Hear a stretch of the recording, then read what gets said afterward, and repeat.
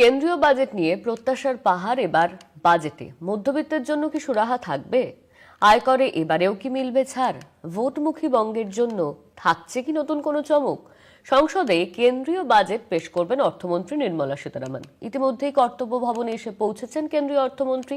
গতবারের বাজেটে ভোটমুখী বিহারের জন্য ঢালাও বরাদ্দ ছিল। এবার কি তেমন কিছু থাকবে পশ্চিমবঙ্গের জন্য? এই প্রশ্নই কিন্তু সামনে আসছে। আমরা এই নিয়ে কথা বলবো। আমাদের সঙ্গে ফোন লাইনে রয়েছেন কলকাতা টিভির পলিটিক্যাল এডিটর আশিস চট্টোপাধ্যায়। আশিস দা, কেন্দ্রীয় বাজেট পেশ করবেন অর্থমন্ত্রী নির্মলা সীতারামন। আমরা জানি সামনেই নির্বাচন রয়েছে, তো ভোটমুখী বাংলার জন্য কি বিশেষ কোনো ছাড় থাকছে এই বাজেটে?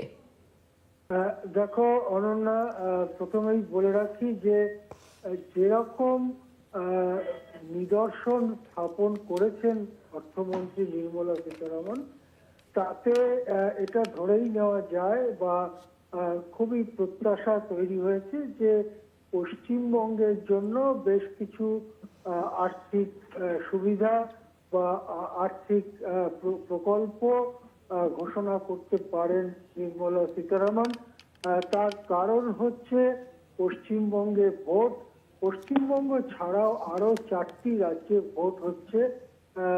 তার মধ্যে রয়েছে আসাম, তামিলনাড়ু, কেরালা এবং পুদুচেরি। আমরা জানি যে আসাম বিজেপির দখলে আছে, এবারেও তারা ক্ষমতা ধরে রাখতে চাইছে, কিন্তু কেরল, তামিলনাড়ুতে বিজেপির জেতার আশা তেমন একটা নেই। আর পুদুচেরি খুব ছোট একটি জায়গা। সুতরাং তারা আশা করছে যে পশ্চিমবঙ্গে বিজেপি রেজাল্ট আগের থেকে ভালো হবে বা ভালো করার চেষ্টা করবে। সেই চেষ্টার একটা অঙ্গ হিসেবে পশ্চিমবঙ্গের জন্য কিছু আর্থিক প্রকল্প ঘোষণা করা হতে পারে, এরকম একটা প্রত্যাশা তৈরি হয়েছে।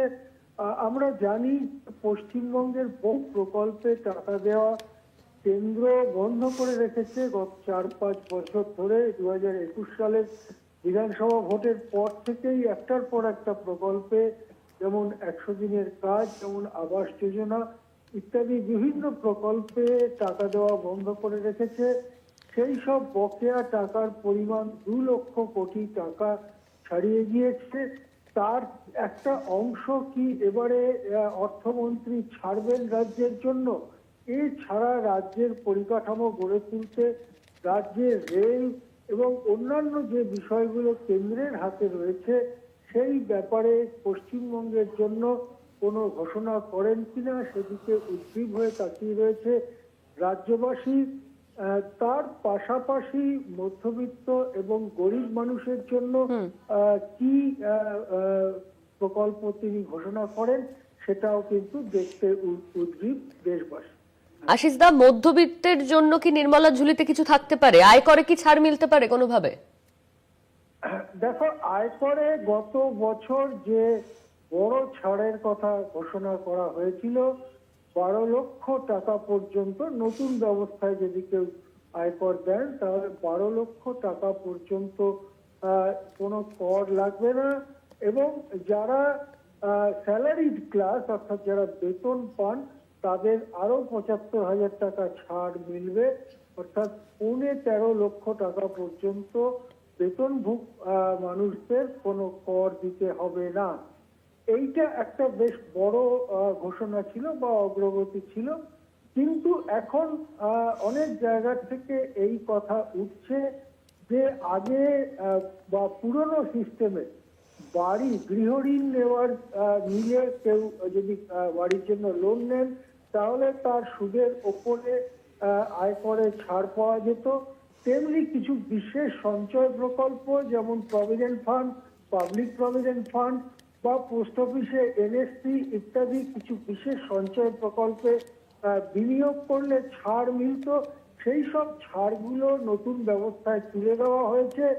এর ফলে বাড়ি বিক্রির ক্ষেত্রে যেমন একটা ধাক্কা এসেছে, তেমনি দেশে সঞ্চয় কমে যাওয়ার একটা আশঙ্কা তৈরি হয়েছে। সেই জন্য বিভিন্ন মহল থেকে অর্থমন্ত্রীর কাছে পরামর্শ দেওয়া হয়েছে যে বাড়ি কিনলে, ব্যাংক থেকে লোন করে বাড়ি কিনলে সেই হোম লোনের সুদের ওপরে আয়করে ছাড় দেওয়া হোক। পাশাপাশি provident fund, public provident fund বা এই ধরনের কিছু সঞ্চয় প্রকল্পে আগে যে ছাড় দেন,